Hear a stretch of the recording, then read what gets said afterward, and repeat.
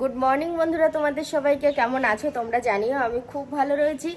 আজকে হচ্ছে শনিবারের সকাল কটা বাজে জানো? এখন বাজে হচ্ছে পুরোপুরি 7টা। আর 7টা থেকে সামান্য একটু 2-3 মিনিট কাটাটা ছাড়িয়েছে। এইটুকু টাইমের মধ্যে আমার কত কাজ হয়ে গেছে জানো? ঘর ঝাড় দেওয়া, বাসন মাজা, কাপড় কাচা। না, কাপড় কাচা অর্ধেক হয়েছে, কারণ বেশ কিছু কেচেছি যেগুলো কালকে সন্ধেবেলা ভিজিয়ে রেখেছিলাম।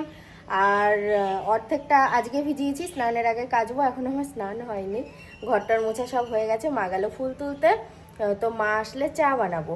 চা খেয়ে তারপরে বাথরুমটা পরিষ্কার করে জল টল তুলে কেচে স্নান করে পুজো দিয়ে তারপরে আবার খাবার দাবারের ব্যবস্থা হবে। আর আজকে একটু সকাল করে উঠেছি, যার জন্য এই কাজগুলো হয়েছে। আর গেটটা না আমি দিয়ে রাখবো জানো, তার কারণ হচ্ছে সব উঠে পড়ছে। দাঁড়াও, যারা শুয়ে রয়েছে তারা উঠে পড়ছে, দেখাচ্ছি তোমাদের। যদি বলি সব উঠে পড়ছে, তোমাদের মনে প্রশ্ন থাকতে পারে যে কারা উঠছে। এই যে এরা উঠে পড়ছে, আরও আছে, সব রাস্তায় গেছে। উঠে মানে ওপর থেকে তো চেঁচায়, রাস্তায় যদি কেউ চেঁচায় ওপর থেকে ওরা অ্যাকশন নেয়, নিচে নামে না। সে বিকট আওয়াজ লাগে ঘরের ভেতর। আর এই যে ব্যালকনি থেকে ঝাঁপ দেওয়া ধরেছে, সেই ভয়ে ওই জন্য আরও গেটটা আমি লাগিয়ে দিয়েছি, থাকুক। আর আমাদের এই গেটটা না বাইরে দিয়ে তালা সিস্টেম, মানে কোনো ছিটকিনি নেই। দেখে একটা ছিটকিনির ব্যবস্থা করতে হবে, না হলে সমস্যা হয় জানো। কত সময় দেখি হনুমানে, তারপরে এরা মানে গা দিয়ে ঠেলে ঢুকে পড়ে। এখন তো সবাই খুব বুদ্ধিমান হয়ে গেছে। আর এ দেখো, এখানে টেবিলের মধ্যে নিয়ে নিয়েছি চা, চিনি, লেবু, জল। মানে প্রথমে একটু ওই লেবু জল খাওয়া হয়, আমি লেবু জলই খাই, চায়ের থেকে লেবু জলটাই ভাল লাগে। তো ওই যে রান্নাঘর এখনও লেপাপোছা করিনি। আমি দেখলাম সকালে যদি লেপাপোছা করি তাহলে মানে শুকাতে বেলা হবে। চাটা করব, তার থেকে একবারে রান্নাবান্না করে নিয়ে তারপরে আমি এই জায়গাটা লেপে পুছে পরিষ্কার করব। আর কি যে গরম পড়েছে সে আর বলার কথা না। শুধু কালকের দিনটা একটু ওয়েদারটা ভালো ছিল, আবার আজকে থেকে যা কার গরম পুরোপুরি তাই। হয়তো মায়ের ফুল তোলা হয়ে গেছে, বা চা বসাবো। অনেক ফুল পেয়েছে, আর এই সিজনে প্রচুর ফুল ফুটছে, যেমন সাদা ফুল তেমন জবা ফুল। এদিকে যাচ্ছি কেন জানো তো, একটা বিষয় নিয়ে না আমার খুব খারাপ লাগছে, সত্যি খুব খারাপ লাগছে। গতকালকে তো একজন কমেন্টই করেছে যে তোমার ব্লগার দেখবো না। তুমি সবাইকে রিপ্লাই দিয়েছো, আমাকে কেন দাওনি? আর আরেকজনও আছে, মানে তিনি তো আমার ডেলি ভিউয়ার্স, অনেক বড় কমেন্ট করেন, তারও রিপ্লাই দেওয়া হয় না কেন জানো? আমি না বুঝতে পারি না। আমি ওই ওয়াইটি স্টুডিও থেকে কমেন্টের রিপ্লাই দিই, আর ওখানে না কমেন্টগুলো শো করে না। ভেতরে গিয়ে চ্যানেলে গিয়ে নিউ ওয়েস্ট বলে একটা, সত্যি টিকটিকিতেও আমার সাথে সাই দিচ্ছে, নিউ ওয়েস্ট বলে একটা জায়গা আছে, ওখান থেকে কমেন্ট দেখলে কমেন্ট শো করে। আমি নিজেও ভেবে পাচ্ছিলাম না কেন কিছু মানুষের কমেন্ট আমার কাছে আসছে না। আর আমার মনটা ওরকম নয় গো যে সবার রিপ্লাই দিলে 2-1জনকে দেবো না, প্লিজ তোমরা ভুল বুঝো না। আর আমিও এবার থেকে ওই আর ওয়াইটি স্টুডিও থেকে কমেন্টের রিপ্লাই দেবো না, যেখানে সবার কমেন্ট শো করে না। আমি কেন সেখান থেকে রিপ্লাই দেবো বলো? ব্যাপারটা প্রথমে বুঝতে পারিনি গো, একটু সরি চেয়ে নিচ্ছি তোমাদের কাছে যাদের সাথে এই ঘটনা ঘটেছে। আমি তোমাদেরকে বলে বোঝাতেও পারবো না যে তোমরা প্রত্যেকটা ভিউয়ার্স আমার কাছে কত মূল্যবান।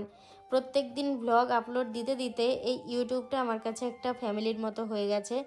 আর সত্যি কথা বলতে সব জায়গায় ভিডিও না গেলেও মনে অতটা কিছু হয় না, কামাইও চলে যায়, কিন্তু ইউটিউবে ব্লগ না দিলে আমার বড্ড খালি খালি লাগে। আর এখানকার ভিউয়ার্সদের আমার খুব পরিবার বলে মনে হয়, সব ভিউয়ার্সটাই আমার কাছে সমান, কাউকে আমি ছোট করছি না, কিন্তু ইউটিউবের ভিউয়ার্সটা আমার কাছে পুরো পরিবার। কেন জানো? তারা প্রত্যেক দিন কম বেশি ভিডিও দেখেই। এই যে আমি ফ্রিজ থেকে কলা বের করে রাখলাম, বিশ্বাস করো বন্ধুরা, তোমাদেরকে ধন্যবাদ দিয়ে আমি ছোট করব না। আমি ব্লগ শেয়ার করি বলে আমার না জানা বিষয়গুলো আমি তোমাদের থেকে জানতে পারি। ফ্রিজে যে কলা রাখতে নেই সেটা তোমরা কালকে অনেকেই আমাকে জানিয়েছো, বলেছো সাথে ফ্রিজে কলা রাখতে নেই, খেলে ঠান্ডা লেগে যায়। আর সত্যি তো, এটা আমি জানতাম না। কি করে জানবো বলো? আমি যেখানে জন্ম নিয়েছি, বড় হয়েছি, আমরা দারিদ্রতার মধ্যে কাটিয়েছি, ফ্রিজ কি জিনিস জানতামই না, ব্যবহারও জানতাম না।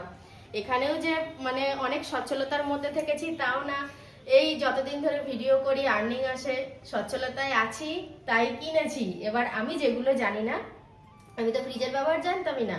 এবার দেখো, মানুষ সবসময় সবকিছু জানে না, সবার থেকে শিখে নেয়। তো আমার শেখার জন্য তো আমার বৃহৎ একটা পরিবার আছে, সেই পরিবার আমাকে শিখিয়ে দেয়। আমার খুব ভালো লেগেছে কালকে যে তোমরা আমাকে অনেকে বলেছো সাথে কলা কিন্তু রেখো না ফ্রিজে। আমি আর কলা কোনোদিনও ফ্রিজে রাখবো না, এটা আমি তোমাদের থেকে জানতে পারলাম। তোমাদের থেকে এরকম ছোটখাটো আমি অনেক কিছু জানতে পারি যেগুলো আমার নিজের অনেক কাজে লাগে। আমি তো আলু পটলের তরকারি করবো। এ দেখো, পটল কেটে ভাজাও হয়ে গেছে। আর ও বলছে কি যে আলু পটলের তরকারি আর ভেন্ডি ভাজা হবে, তাহলে আমি বাজার থেকে মাছ নিয়ে আসি। ও না, যাও নিয়ে আসো। আমি দিব না করে বললাম। তো এখন দেখো কি নিয়ে এসছে বাজার থেকে, অনেকদিন পরই নিয়ে আসলো। এ দেখো খাসির ছাট মাংস। তবে আমি ইদানিং শুনছি খাসির মাংসের দাম কিন্তু বেশ ভালোই বেড়েছে। আগে বোধহয় 850 টাকা নিত না, 850, 870। এখন যে কত যাচ্ছে বাজার দর আমি জানি না। আমাদের লাস্ট খাসির মাংস হয়েছিল সে আমি সন্ন্যাসী খাইছিলাম, উঠোনে রান্না করলাম একা সেই দিন। তো তারপরে আর খাসির মাংস হয়নি বাড়িতে। আর আজকে এই যে একটু ছাট নিয়ে এসছে। কত করে নিল এই ছাটের কেজি? 400 টাকা কেজি বলে 350 টাকা দিয়েছে। ও, 1 কেজি। ঠিক আছে, এটাও রান্না হবে তাহলে। রান্না হলো। এ দেখো এই তরকারিটা সবাইকে একরকম মোটামুটি দেওয়া হয়ে গেছে, বাবা মায়ের খাওয়া হয়ে গেছে, আমার ননদদের দিয়েছি, রাজুরটাও তোলা হয়ে গেছে। আর এই যে এটা রয়েছে। এবার গরম ছাড়া না খাওয়া যায় না জানো, কড়াইতেই থাক, খাওয়ার আগে একটু গরম করে নেব। এই যে বন্ধুরা আমার কর্তা এখন ধুনো দিচ্ছে। তো চলে যেও না, তারাও খালি গা রয়েছে, পুরোটা ওকে আমি দেখাতে পারছি না। আমার যেমন একটা অভ্যেস আছে, তরকারি নষ্ট হয়ে যাবে বলে বারবার আমি গরম করি, তোমরা জানো। আর আমার কর্তার কিন্তু এটা একটা অভ্যেস বলতে পারো। অবশ্যই তো ভক্তি আছেই, কিন্তু কিছুটা অভ্যাসে পরিণত হয়েছে। তার কারণ হচ্ছে আমি সকালবেলায় দেখেছি ওকে ধুনো জ্বালতে, কালকে রাত্রি 12টার সময় দেখেছি ধুনো জ্বালতে আমি উঠে, আবার আজকে সকালে দেখেছি, এখন দেখলাম সন্ধ্যেবেলায় দেখবো। আবার কেউ যদি সন্ধ্যাবেলায় ধুনো দেয় আমরা বাড়ি না থাকলে, আবার ওকে দেখি এসে ধুনো জ্বালতে। তাহলে তোমরাই বলো, তাহলে এটা ওর একটা মনের বাতিগ্রস্ত হয়ে গেছে না বলো? আমার তো সেটাই মনে হয়। আর এই যে বন্ধুরা জাতীয় পোশাক পরে কি শান্তি, নাইটি পরে। বিশ্বাস করো সব সময় নাইটি পরে থেকে থেকে শাড়ি পরতে আমি খুব ভালোবাসি, পছন্দ করি, কিন্তু কিছু কিছু সময় শাড়ি পরে কাজকর্ম করতে গিয়ে কেমন একটা অস্থিরতা ভাব আসে শরীরে। ওর ধুনোটা দেয়া হয়ে গেলে, ওহো দেখেছো, আমি যখন ফ্রেশ হয়ে চেঞ্জ করেছি, আমি ঠাকুর ঘরে গিয়ে থালা বাসনগুলো গুটিয়ে রাখি, ঠাকুরের এই কাজটা সেরে রাখি। আর অনেকক্ষণ তো পুজো দেওয়া হয়ে গেছে। আর তারপর ওরও হয়ে গেলে দুজন মিলে একসাথে খেতে বসবো। বাড়ির সবারই প্রায় কম বেশি খাওয়া হয়েছে, এখনও কাউরির হয়নি। আমাদের প্রকাশবাবুকে বললাম, কি রে তুই কি এখন ভাত খাবি দুটো? বললো না, আমি দুপুরবেলায় বাড়ি থেকে খেয়ে এসেছি, আমি সন্ধ্যেবেলা খাবো। তোর জন্য একটু আমি তরকারি আলাদা করে রেখে দেবো, সন্ধ্যেবেলায় খাবে। খাওয়া দাওয়া কমপ্লিট হলো, ভাতে জল দিলাম, থালা বাসন ধুলাম, বাইরে ঝিরঝিরিয়ে বৃষ্টি। আর ওই দেখো পিছনে একটা খাবার ঢাকা রয়েছে, ওটা আমাদের পোতাজ বাবুর। এবার ভাতে তো আমি জল দিয়েছি, ও যেহেতু সন্ধ্যাবেলায় খাবে বলেছে, ওর জন্য ভাতটা আমি আলাদা করে তুলে রেখেছি, ভাত তরকারি সব আলাদা করে তোলা আছে। তারপরে ভাতে জল দিলাম, কিন্তু রাত্রেবেলা মনে হচ্ছে কোনো খাবার বানাতে হবে, কারণ ভাত অল্প করেই আছে, ওই টাইটাই একজনের মতো হবে। তো দেখা যাক, রাত হোক, রাতের চিন্তা রাতে, এখন তো সবাই দুপুরবেলা। বললাম গিন্নি চুলে একটা গিট দাও। গিন্নি আমাকে কি বলে জানো তো, বলে যখন 12-14 হাজার টাকা দিয়ে আমি হেয়ার সেট করবো, মানে চুলে কি একটা কি করবে, তখন কি আমি চুলে গিট দিয়ে থাকবো? খবরদার নাই, ওটা চলবে না। ঠিক আছে, চললো না। চুলে ক্লিপ দিয়েছি 14টা, দেখো তবুও বলছে চুলে গিট দাও, এগুলো বাড়াবাড়ি ছাড়া আর কিছু না। তবে একটা জিনিস ভালোই বুঝলাম, যদি আমার কাছে কিছু না থাকতো আমি কিন্তু পাগল হয়ে যেতাম। কারণটা হচ্ছে এই যে হেয়ার সেট, কানের হার, ভালো ভালো শাড়ি, ভালো ভালো ব্যাগ, ভুলভাল কথা বলো না, সব কমা কমা জিনিস কিনি আমি, আমার চাহিদা তো বেশি বেশি না, মিথ্যা কথা বলো না আমার নামে, ঠিক আছে? তো এখন আমরা ওর কথা, ওর সাথে গেলে গেজগেজানি আমার ভালো লাগে না। শোনো, আমরা এখন দুজনে এক জায়গায় বেরোচ্ছি। কোথায় বেরোচ্ছি? যেখানে যাচ্ছি তোমাদেরকে একটু শেয়ার করবো, তাহলেই বুঝতে পারবা, ঠিক আছে? তো চলো যাওয়া যাক। চলো যাওয়া যাক। কিন্তু আমি যেটা বললাম আমার পেটে অর্ধেক থেকে গেল। আমার বরটাকে দেখাই, ও ভগর ভগর করছে, যে এতক্ষণ ধরে বকবক করছিল। এই যে সে রেডি, আমি রেডি। তুই গোপগুলো কাঁচা করো, হ্যাঁ, মানে কালি ফালি দিয়ে। এরপরে আমি আগের ভিডিওতেও বলেছি আমি কোথায় যাব, একবার বলছে কাঁচা করো, একবার বলছে পাকা থাক, একবার বলছে পাকা থাকার কথা বলিনি, আমি বলেছি গোপ রাখবা, একবার বলছে গোপ রাখো, একবার বলছে ফেলে দাও। এ দেখো আমরা যেখানে এসেছি ছোট্ট করে তোমাদেরকে শেয়ার করলাম। এবার বলবে দিদি কি কারণে এসছো, কেন এসছো?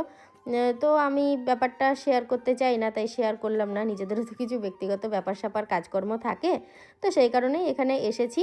আর ছোট্ট করে আমি তোমাদেরকে শেয়ার করলাম। সেজেগুজে বাড়ি থেকে বেরোলাম, কোথায় গেলাম একদমই কিছু বললাম না, সেটা কেমন ফাঁকা ফাঁকা লাগে, ওই জন্য এইটুকু জানালাম।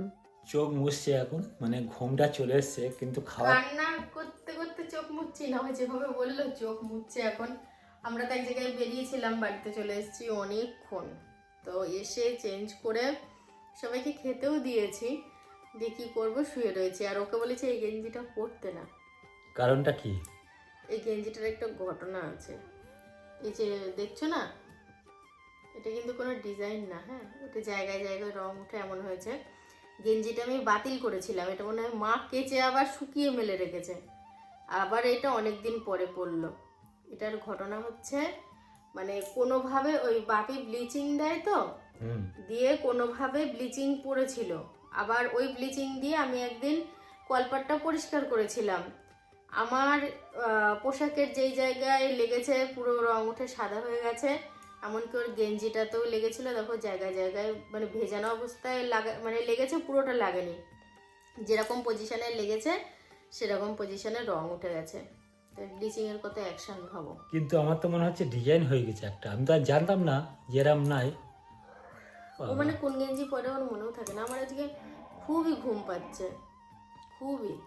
তা কোনো রাতের খাবার না, রাত্রের খাবার হয়নি। দেখো আম রয়েছে, কলা, মুড়ি, ভাত, আমরা দুজনের মধ্যে যে যেটা খাবো খেয়ে নেব, এই আর কি। চলো তাহলে খেয়ে নিই, খেয়ে নিয়ে হ্যাঁ 10টা বাজে তো, খাওয়া দাওয়া করি, খাওয়া দাওয়া করার দুধটা পরে গরম করে নিয়ে আসি। আজকে আর ছানা কাটা হয়নি, আজকে ছিলাম না বিকালে। গরম করতে হবে না, থাক। এই যে খাবার বাড়লাম, ভাতও রয়েছে, কিন্তু ফ্রিজের আম তো তুমি খাবে না, দেখো যে আমগুলো ঠান্ডা নয় সেগুলো নাও। নরমাল আছে, নরমাল আম, কলা, চিনি, দুধ, ফলার চিড়ে চাই। ও চিড়ে ছাড়া হয় না? না, ওই তো ওইসব খাওয়ার দিন আসছে, ওই দশহরা থেকে শুরু হবে। দশহরায় আমি পালি না যদিও, মুখে বলতে সহজ, খেতে না গিয়ে না কিন্তু- দশহরায় আমি পালি, ষষ্ঠীতে পালি না। খেতে গিয়ে কিন্তু সহজ নয়, না, তখন না, আর পেটে ভালো যায় লাগে না, না। তখন ওই মনে হয় দুটো ভাত হলেই ভালো হয়। আজকে ভাত হয় নেই, তো, কি করবো। আমার তো ভাত খেতেই মন চাইছে। আর তার সাথে সাথে ভিডিওটাও শেষ করি। বিষয়টা হচ্ছে রাতের খাবার যেরকম আমি দুধ দিয়ে খাচ্ছি, তার আগে একটা কথা বলি, ভিডিওটা শেষ করে দিই। সবাই ভালো থেকো, সুস্থ থেকো।